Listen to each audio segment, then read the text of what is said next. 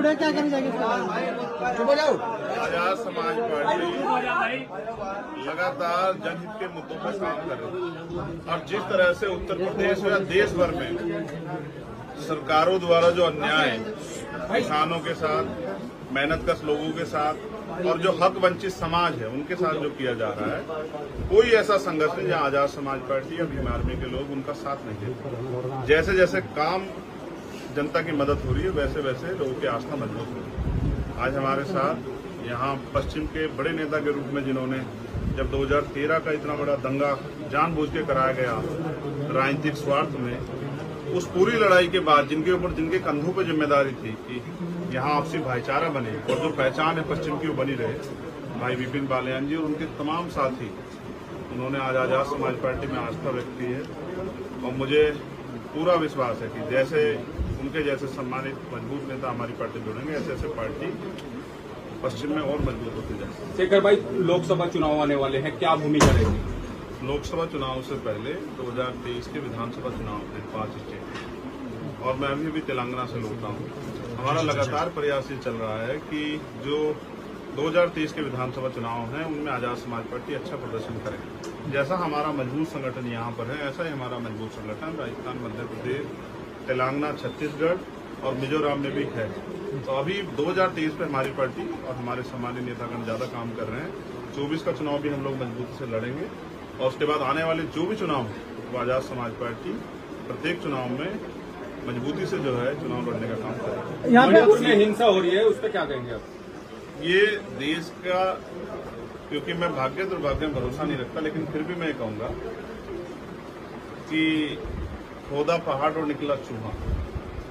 जिन बातों के साथ, दावे के साथ भारतीय जनता पार्टी सरकार में आई थी कि हम एक के बदले 10 लड़ाएंगे, ये तो बाहर की बात है। मैं तो बड़ा ताज्जुब में हूं कि जिस तरह से मीडिया प्रसारित कर दी है कि उन्होंने रूस और यूक्रेन का युद्ध रुकवा दिया। भारत जिस तरह जल रहा है, भारत का एक प्रदेश मणिपुर, एक शब्द कहने के लिए प्रधानमंत्री में नहीं है, ना लोकसभा में जाके विपक्ष का सामना कर पा रहे हैं, ना ही कोई कार्रवाई करा पा रहे हैं।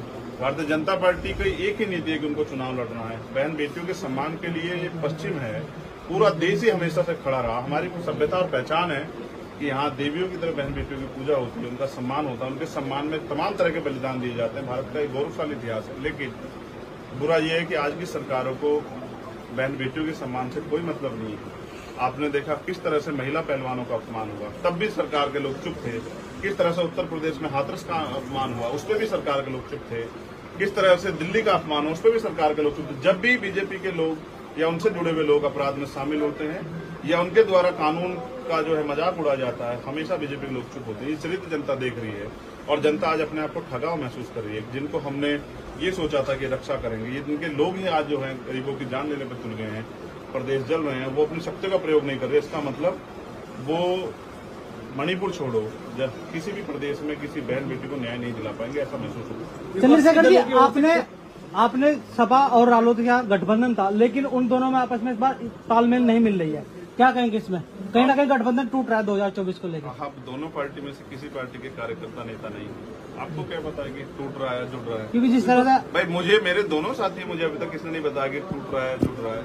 तो ये सब बातें राजनीतिक बातें राजनीतिक नेताओं को पता होती है, मुझे तो बताया नहीं। भाई मैं तो उनका सहयोगी हूँ, आपको बताया होता अलग। जिस तरह से खबर चल रही है, खबर तो मीडिया के लोग चलाते हैं, खबर कोई नेता थोड़े चलाता है। आप कुछ ही चला दो चाहे। आपकी बीमारी भी उसमें शामिल होगी? नहीं, अभी हमारी पार्टी आजाद समाज पार्टी मजबूती से अपने चुनाव की तैयारी कर रही है। भविष्य में क्या होगा इसके बारे में आज कुछ भी कहना संभव नहीं है। वो 26 के 26 दल में से कुछ लोग रुकेंगे या चले जाएंगे, कुछ भी नहीं कहा था। लोगों के बहुत सारे अपने अपने इश्यूज हैं और हमारी पार्टी अगर किसी भी अलायंस में जाएगी तो उसके अपने मुद्दे, चाहे वो हक वंचित समाज के हों या किसानों के। आप मुझे बताओ, क्या एमएसपी की गारंटी देश भर में सभी सरकारें दे रही है? क्या किसान के साथ जो अन्याय हो रहा है या जो नौजवान बेरोजगार घूम रहा है, ये महंगाई बढ़ रही है, कहाँ जहाँ सब जगह विपक्षी सरकारें क्या वो कर पा रही है?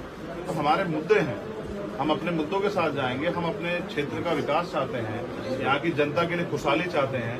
उन तमाम मुद्दों पे जिससे भी बात होगी उनके साथ जो है पार्टी अलायंस के बारे में सोचेगी।